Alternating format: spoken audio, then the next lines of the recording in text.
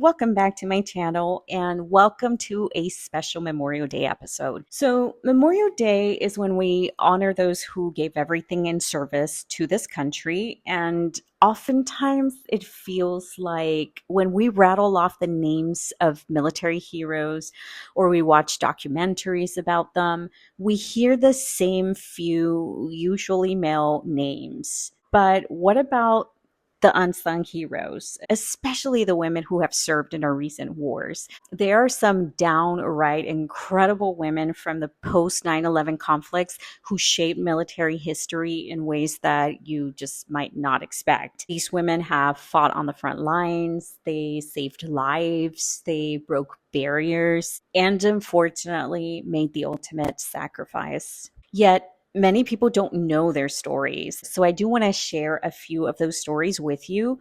And by the end of it, I hope that you'll feel like you've met some new heroes and maybe feel a little less alone if you're remembering your own fallen friends today. So let's dive into our first unsung hero, Lori Paestua, a Hopi warrior. Let's start at the very beginning of the Iraq War. Picture this. It's March 2003.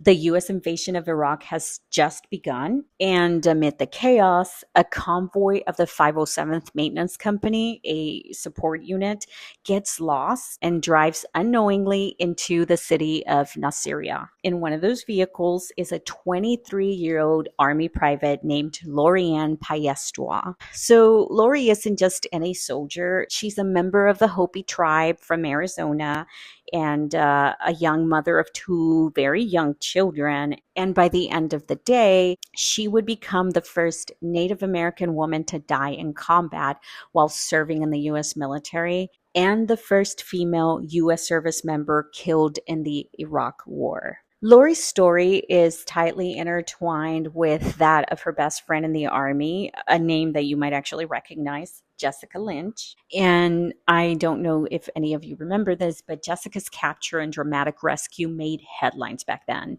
But behind Jessica's survival is Lori's heroism. So as their convoy was under attack, Jessica's truck broke down and Lori stopped the Humvee she was driving to pick up her stranded friend. That decision placed Lori's Humvee at the tail end of the convoy as they drove straight into an ambush. Gunfire erupted from rooftops, chaos engulfed them. And so Lori, who was driving, tried to evade the attackers, but her Humvee slammed into the back of a disabled American truck. She suffered severe head injuries in the crash. And even as the fire raged around them, Lori's priority had been getting her comrades and her best friend out of harm's way. She later died of her wounds, a sacrifice made in the act of looking out for a fellow soldier. Lori Paestua's name might not be as well known as Lynch's, but in Native American communities, Lori is revered as a hero. In the Hopi way, lineage and strength passed through the mother's side, and Lori embodied that strength. After her death, her legacy lived on powerfully. In Arizona, a prominent mountain in Phoenix was renamed Paestua Peak to honor her in 2008. And I think there's also an annual Lori Paestua National Native American Games where thousands of Native athletes gather. So these memorials ensure that Pai, or as her friends called her, is never forgotten. And Jessica Lynch, who to this day calls Lori her best friend, has said that not a day goes by that she doesn't think of Lori's friendship and bravery. They were known as Lynch and Pai, always together like a dynamic duo. I think a lot of females in the military gravitate towards one another. It's heartbreaking that Lori didn't make it home, but Jessica describes Lori as an instant connection kind of a friend, tough on the outside and caring at heart. Lori's story hits me pretty hard. Here was a young mom from a small town suddenly thrust into war, doing everything she could to protect a friend.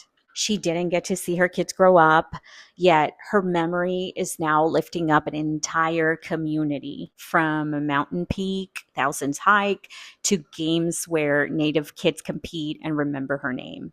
And that's why we're here today, because for every famous name, there's someone like Lori Paestua, someone who should be famous in their own right for what they gave to all of us. We remember her not just as a statistic from the early days of the war, but as a sister, a mother, a Hopi warrior who made the ultimate sacrifice. So, next up is a woman whose story reads like a secret chapter of the war, one that only recently more people have learned about. First Lieutenant Ashley White served in the Army National Guard, and she became part of a pretty groundbreaking program, the Cultural Support Teams, the CST. So, let me paint the picture. It's 2011. I'm already serving as well. At this point, women still can't officially fight in combat roles, but the wars in Iraq and Afghanistan have shown that female soldiers can do things male soldiers sometimes can't, like interact with local women and children in conservative cultures. Special ops teams, just think of Army Rangers, Green Berets, Navy SEALs, they're kicking in doors in Afghanistan, but they realized they had a problem. Half the population, the women, were off limits to them due to the cultural norms. So enter the idea of cultural support teams, CSTs, small teams of female soldiers trained to accompany the special operations on missions to handle tasks with women and kids. They do anything from searching, interviewing, building rapport, basically doing everything a male would do, except in a way that was culturally acceptable because they were female. It was more or less a loophole workaround to use women in direct operations without calling it direct combat. And so Ashley White jumped at the chance to be a part of it. Ashley was a 25-year-old Army officer, a medic from Ohio. She had gotten married to her college sweetheart and dreamed of becoming a physician's assistant one day. But when she heard about this all women special ops program, she volunteered immediately. She knew it'd be dangerous and she went for it anyway.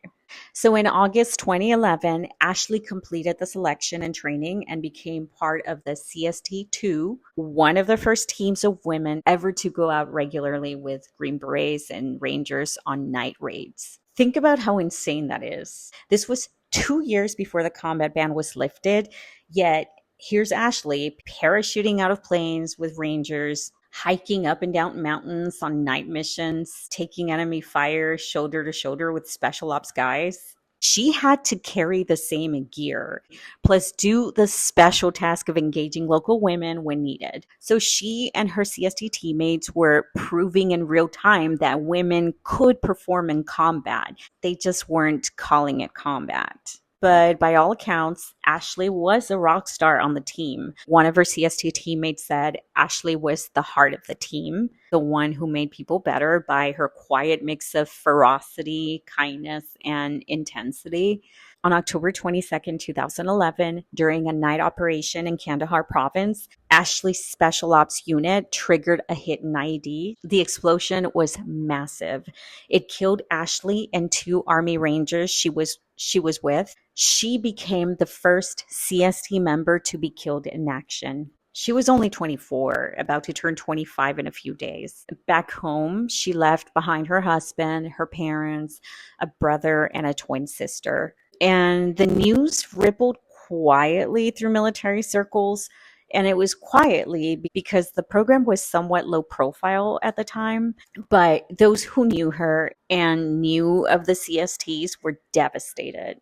And so Ashley's death highlighted that these women were in combat, regardless of semantics. In the book Ashley's War, the author writes that these CST women were, quote, fierce and feminine, not superheroes, but extraordinary people who push themselves to extraordinary limits, end quote. The Army awarded her the Bronze Star and Purple Heart, and there's now a training center named after her in North Carolina. Her twin sister Brittany later said that she hadn't realized what a badass Ashley truly was until after she died. So on one hand, it is incredibly sad. She had so much ahead of her, and unfortunately, war cut that life short.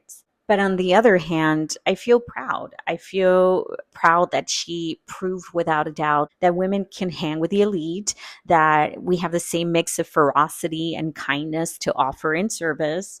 And I also feel proud that she didn't do it for glory. These CST missions were classified, so there was no fame to be had. But out of pure duty and love for the job, she was there. And so on this Memorial Day, I think of Ashley White and her sisters in arms as kind of a sisterhood of silent warriors. A lot of people didn't even know women were out there on missions like that in 2011, but they were. And they gave their all. Ashley paid with her life. Her name may not be as famous as some, but now you know it. Our next hero is another member of the unofficial Sisterhood of Women Warriors, and her story is both inspiring and devastating. So, Captain Jennifer M. Moreno was a U.S. Army nurse who, like Ashley White, volunteered to go outside the wire with special operations units in Afghanistan as part of the same team, the Cultural Support Team, or the CST program. Jennifer's journey is unique because she wasn't originally a combat soldier at all. She was a healer, a registered nurse, but she ended up on the battlefield where she performed acts of heroism that would cost her life. Jennifer grew up in California, a San Diego native with a big smile and a desire to help people. She became a nurse through the Army's ROTC program, commissioned as a lieutenant, and was stationed at Joint Base Lewis McChord in Washington. She was working at an Army medical center. But when the Army opened up slots for female soldiers to join Special Ops Rangers on missions as medics and liaisons, Jennifer volunteered. In summer 2013, when I had just left the service, she went through training and was attached to a Ranger unit in Afghanistan as part of the CST. So she was out there on night raids like Ashley was, moving house to house, hunting high value targets. Now, one thing about Jennifer, everyone who served with her said she was exceptionally caring and brave. She took her nursing skills right into the action. On October 5th, 2013, in Kandahar's Sarai district, Jennifer's team embarked on a mission that would become known as a bad day in Ranger history. They were raiding a compound suspected to be rigged with explosives, and unfortunately, it was. A suicide bomber detonated himself, kicking off a horrific chain reaction. Multiple IEDs, improvised explosive devices, were rigged around the compound, and they started going off one after another. Boom, boom, boom. A sequence of 12 blasts in total. The initial explosions wounded about 30 Rangers and killed 2 right away. Pure chaos, darkness, dust, screams, confusion. I mean, you can imagine. By protocol, when one bomb goes off, everyone's supposed to freeze because moving could set off secondary devices. But Jennifer hears that some of her teammates are down, critically injured. Jennifer rushed to aid a wounded soldier who was calling out for help. She knew the risk. Hell, she had to know that if one bomb went off, there were likely more. But the nurse creed in her, or just the basic humanity, couldn't let someone lie there suffering. So she started moving toward the voice, and tragically, she triggered another IED. That explosion killed Jennifer instantly. In that moment, at just 25 years old, she gave her life in trying to save a brother in arms. When the dust finally settled, that night took 4 American lives, Jennifer's among them, and left dozens wounded. Captain Jennifer Moreno died embodying the Army value of, I will never leave a fallen comrade. She lived and died true to that creed. Accounts from that night say that even after the first blast, she was calling out, trying to get to the casualties. She was a nurse to the end and a soldier's soldier. The Army promoted her to captain and awarded her the Bronze Star Medal and Purple Heart. The VA Medical Center in San Diego was renamed the Jennifer Moreno VA Medical Center in her honor, which is a pretty rare and awesome tribute. I mean, just think about it. Generations of veterans will go to the Captain Jennifer Moreno Clinic. Her story is kept alive through documentaries and features, calling her one of the ultimate sacrifices. Switching gears a bit and switching services, let's talk about a hero from the United States Marine Corps, Major Megan McClung. She was a Marine public affairs officer, and she was the first female Marine Corps officer killed in action in Iraq. But to define Megan only by how she died wouldn't do justice to the enormous legacy she left behind. Megan was bold, vibrant, and is remembered for a mantra she lived by: be bold, be brief, be gone. She was a public affairs officer, basically the Marine who handled media and communications in a war zone.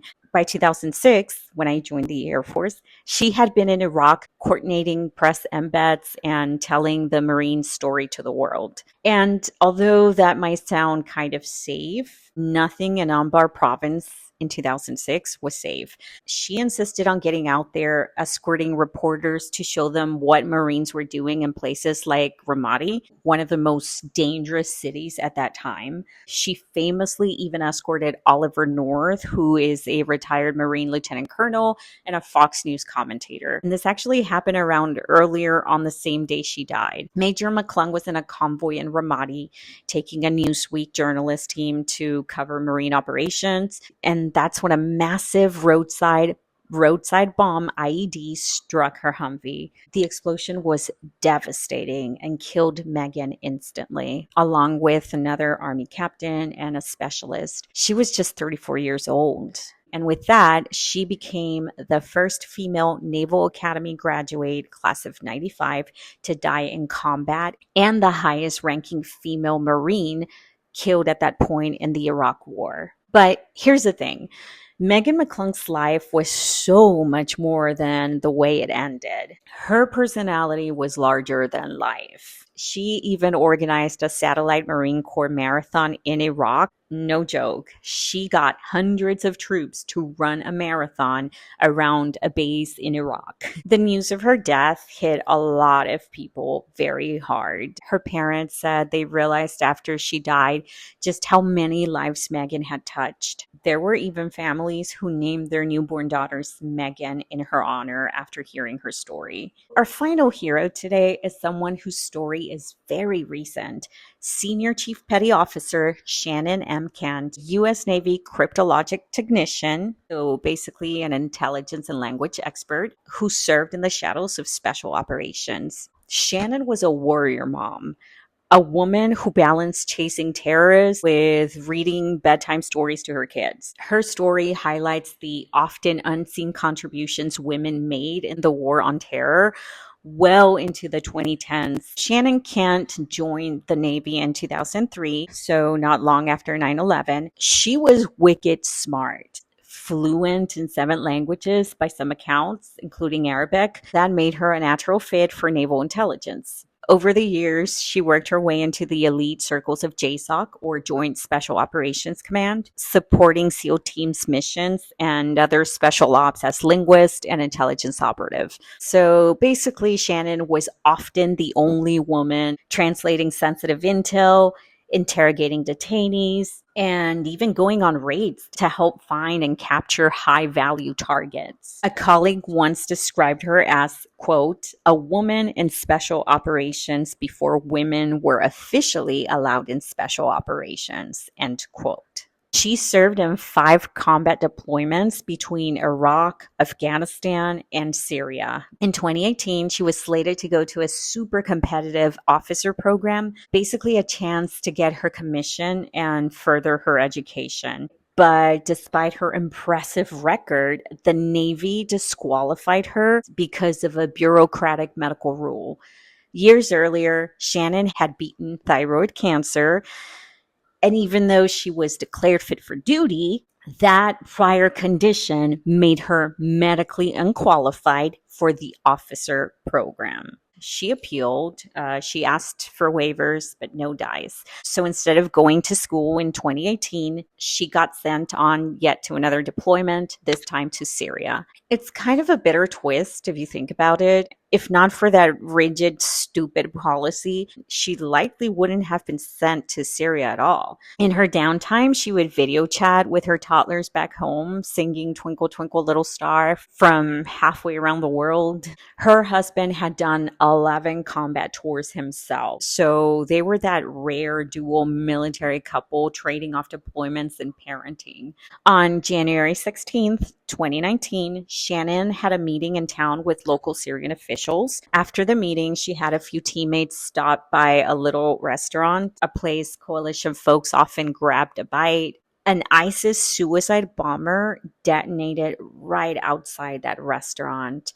The blast was huge. It killed 19 people total, including Shannon, 3 other Americans, 2 service members, and a civilian interpreter, and many local civilians. It was one of the deadliest days for Americans in Syria. Shannon was 35 years old. She became the first U.S. servicewoman killed in Syria and actually the first American woman killed in combat since 2015. She was like the living proof that women were deeply involved in these secretive fights.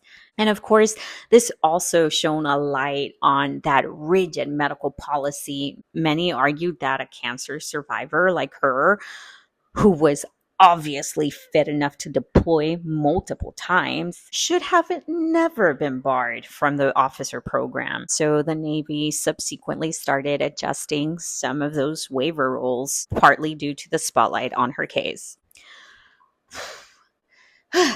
That was a lot, wasn't it? Memorial Day can stir up a lot of feelings. You might be remembering a friend you lost, or reflecting on your own service and wondering if people understand what you went through. This Memorial Day, I'll be thinking of these women and so many others, and I'll remind myself that the best way to honor the fallen is to live well and help others. Their spirit lives on in every woman veteran who quietly does her thing, pushing through barriers, whether in uniform or out in civilian life, dealing with new battles. Take care of yourselves, take care of each other, and I'll see you in the next one.